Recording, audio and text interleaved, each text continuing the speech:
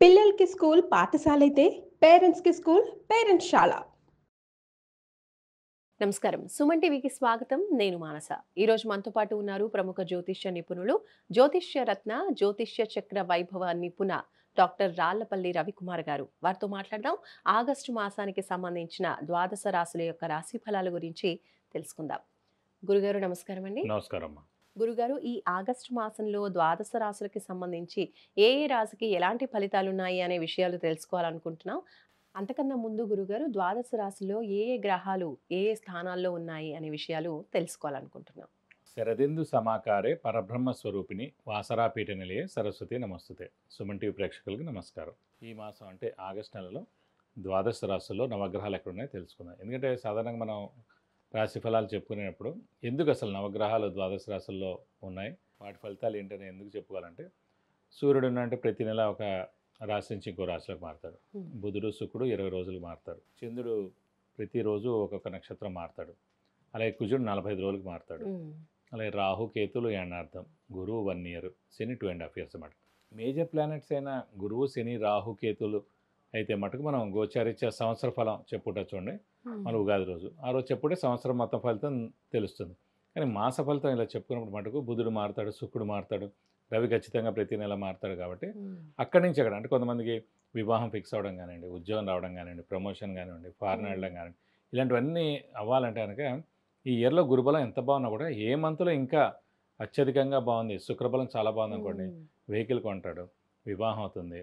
అలాగే గురుబలం చాలా బాగుంది అనుకోండి, పెళ్ళి అవుతుంది, సంతానం కలుగుతుంది, ధనం వస్తుంది. అలాగే బుధుడు చాలా బాగున్నాడు అనుకోండి, అప్పుడు ఆ నెల అంతా వ్యాపారం చాలా బాగుంటుంది. ఇలా ఇవన్నీ తెలుసుకోవాలంటే ప్రతి మాసం కూడా ఎక్కడున్నాడు మనకు ఆ గ్రహం, మన రాశి నుంచి ఏ స్థానంలో ఉన్నాడు అని చూసుకోవడానికి దాన్ని బట్టి తెలుస్తుంది. ఇప్పుడు మనకి సూర్యుడు వచ్చేసి ఆగస్టు 15 టు సెప్టెంబర్ 15 మనకి స్వస్థానమైన సింహరాశిలో ఉంటాడు. నెక్స్ట్ వచ్చేసి బుధుడు మనకి కర్కాటక రాశిలో ఉన్నారు. అలాగే శని మనకి మీన రాశిలో ఉన్నాడు. రాహు మనకి కుంభరాశిలో ఉన్నారు. కేతు వచ్చేసి మనకి సింహరాశిలో ఉన్నాడు. అలాగే కుజుడు కన్యా రాశిలో ఉన్నారు. అలాగే గురు శుక్రులు ఇద్దరు కూడా మనకి మిథున రాశిలో ఉన్నారు. మొన్నటిదాకా కుజుడు కేతు కలిసి ఉన్నారండి. సో ఈ 2 monthsలోనే అందుకే చూడండి చాలా ఈ ఏరోప్లేన్ క్రాష్ అవ్వడం, ఈ ఫైర్ యాక్సిడెంట్స్ విపరీతంగా అవడం, ఆ ఫ్యాక్టరీస్ అన్నీ కాలిపోవడం, షార్ట్ సర్క్యూట్ అవ్వడం, ఇవన్నీ కూడా జరిగాయి అనమాట. దేవుడి వల్ల మనకి ఇప్పటి నుంచి ఒక 8 months దాకా, అంటే ఇక్కడ నుంచి మనం ఒక 8 months వేసుకున్నా అంటే కనుక మనకి ఫిబ్రవరి, మార్చి దాకా మళ్ళీ ఇలాంటి ఇబ్బందులు ఏమి ఉండవండి. మేజర్ యాక్సిడెంట్స్, ఈ ఎర్త్ క్వేక్స్, ఈ ఇలాంటివన్నీ కూడా తీసుకున్న యుద్ధాలు కానీ ఇలాంటి ఏదైనా తీసుకోండి, ఇలాంటివన్నీ కూడా ఒక 8 months అయితే ప్రశాంతంగా ఉండొచ్చని చెప్పుకోవచ్చు అన్నమాట. ఇవ్వండి నవగ్రహాలు ద్వాదశ రాశుల్లో ఈ ఆగస్ట్ మంత్ ఈ స్థానాల్లో ఉన్నాయి. ఆగస్టు మాసంలో కుంభరాశి వాళ్ళ మాస ఫలాలు ఏ విధంగా ఉన్నాయనే విషయాలు తెలుసుకుందాం. గురుగారు, కుంభరాశి వాళ్ళకి ఈ నెల ఎలా ఉంటుంది, ఎలాంటి విషయాల్లో అనుకూలతలు ఉన్నాయి, ఎలాంటి విషయాల్లో జాగ్రత్తగా ఉండాలో తెలియజేయండి. తప్పకుండా. కుంభరాశి అనగా మనకి ధనిష్ట 3-4 పాదాలు, శతభిషం 1, 2, 3, 4 పాదాలు, పూర్వభద్ర 1, 2, 3 పాదాలు ఈ కుంభరాశిలోకి వస్తాయి.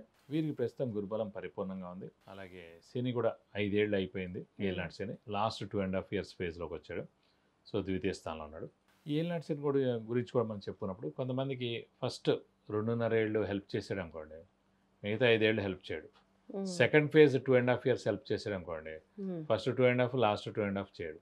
సో ఫస్ట్ సెకండ్ చేయలేదు అనుకోండి, లాస్ట్ 2.5 చేస్తారు. సో ఎవరికైనా ఫస్ట్ 2.5 ఏళ్ళు చేయని వాళ్ళకి ఈ కుంభరాశి వారికి ఈ ఏడాది అంటే ఈ 2.5 ఏళ్ళు మటుకు తప్పకుండా మేలు చేసేందుకు అవకాశం ఉంది. నేను మెయిన్గా అది ఏళ్ళనాటి శని ఎఫెక్ట్ ఉన్నా కూడా గురుబలం అంటే కనుక అదంతా అందులో కంట్రోల్ అయిపోద్దండి. సో ఇప్పుడు ప్రస్తుతం వాళ్ళకి పంచమ స్థానంలో గురువు ఉన్నాడు కాబట్టి అది కంట్రోల్ చేస్తుంది. అంత మరీ దారుణంగా అయితే ఉండదు. కానీ మెయిన్ పాయింట్ ఏంటి, వీళ్ళకి ఇందాక మనకి సింహరాశికి చెప్పుకున్నట్టు గ్రహణ సమయం అన్నాం కదా, అలా ప్రస్తుతం కుంభరాశి కూడా గ్రహణ సమయం. ఎందుకంటే ఇక్కడ రాహు ఉన్నాడు కుంభరాశిలో. మన రాహు ఎక్కడైతే ఉన్నాడు గోచరంలో అది మన రాశి అయింది కుంభంలో. సో చంద్రుడు అక్కడ కలిసి ఉన్నట్టు అనమాట. చంద్రుడు రాహుతో కలిసినా, చంద్రుడు కేతువుతో కలిసినా ఖచ్చితంగా గ్రహణం అనమాట, గ్రహణం ఏర్పడుతుంది. సో ఇప్పుడు గ్రహణ సమయం నడుస్తుంది సేమ్ ఈ కుంభరాశి వారు కూడా. మనం ఎంత మంచి వాళ్ళైనా, ఎంత హెల్పింగ్ నేచర్ ఉన్నా, ఎంత దైవభక్తి ఉన్నా, ఎంత దానం గుణం ఉన్నా కూడా ఇవన్నీ కూడా ఏం పనికిరావు. ఇవన్నీ ఇలా ముసుగు వేసేసినట్టు ఉంటుంది అన్నమాట. ఇందాక చెప్పుకున్నాం కదా మనం, సూర్యగ్రహణం అన్నప్పుడు సూర్యుడు లాంటి గ్రహమే కనిపించే సమయం అంతా కూడా అలాగే వీళ్ళ మంచితనం ఇవన్నీ కూడా బయట కనిపించవు. వీళ్ళు అన్న చిన్న మాటే వాళ్ళు పట్టించుకుంటారు. దాంతో గొడవలు వస్తాయి, ఇంట్లో దెబ్బలాట్లు అవుతాయి, ఇవన్నీ కూడా జరుగుతాయి మేడం. అలాగే ఇంట్లో పెద్దవాళ్ళు చిన్నపిల్లల ఆరోగ్యం మిశ్రమంగా ఉంటుంది, ఎందుకంటే మెయిన్గా ఏళ్ళు నడిచిన ప్రభావం నడుస్తుంది కాబట్టి. ఈ గురువు బాగున్నాడు కాబట్టి ఖచ్చితంగా నిరుద్యోగులు ఉద్యోగం రావడం, ఉద్యోగస్తులు ప్రమోషన్స్, నేమ్ అండ్ ఫేము రావడం, అలాగే మెయిన్గా ఫారెన్ టూర్ విజిట్స్, అసైన్మెంట్స్ రావడం, ఇవన్నీ కూడా జరుగుతాయి. ఓవరాల్గా చూసేటప్పుడు కుంభరాశి వారికి బాగుందని చెప్పుకోవాలి. కుంభరాశి వాళ్ళకి మరి ఆరోగ్యం ఎలా ఉంటుంది గురుగారు? ఆరోగ్యం కొంచెం మిశ్రమంగా ఉంటుందని చెప్పుకోవాలి, ఎందుకంటే ముఖ్యంగా మనకి ఏళ్ళు నడిచిన ఎఫెక్ట్ కూడా ఉంది కాబట్టి, లాస్ట్ ఫేజ్ నడుస్తాం కాబట్టి ఇంట్లో పెద్దవాళ్ళు కానీ చిన్నపిల్లలు కానీ అంటే ఈ రాశి వారు ఎవరైతే ఉన్నారో వారికి చిన్న చిన్న అనారోగ్యాలు చేసేందుకు అవకాశాలు ఎక్కువగా ఉన్నాయి. మరి కుంభరాశి వాళ్ళు ఈ మాసంలో ఎలాంటి పరిహారాలు పాటించాలంటారు? వీరు కూడా శని ఎఫెక్టే ఉంది కాబట్టి ప్రతి శనివారం ఉపవాసం ఉంటే చాలా మంచిది. వీలైతే ఒక శనివారం రోజు రక్తదానం చేస్తే చాలా మంచిది. అలాగే శివుని ఎక్కువగా ఆరాధించడం చాలా మంచిది, లేదంటే వెంకటేశ్వర స్వామిని ఎక్కువగా ఆరాధించడం చాలా మంచిది, లేదంటే మనకి ఆంజనేయ స్వామిని ఎక్కువగా ఆరాధించడం మంచిది. శివుడు అష్టోత్తరం రోజు చదువుకున్నా మంచిది, లేదంటే కనుక ఆంజనేయ స్వామి అష్టోత్తరం రోజు చదివితే చాలా మంచిది. అలాగే ముఖ్యంగా వెంకటేశ్వర స్వామి అష్టోత్తరం బుధవారం రోజు చదివితే మరీ మంచిది.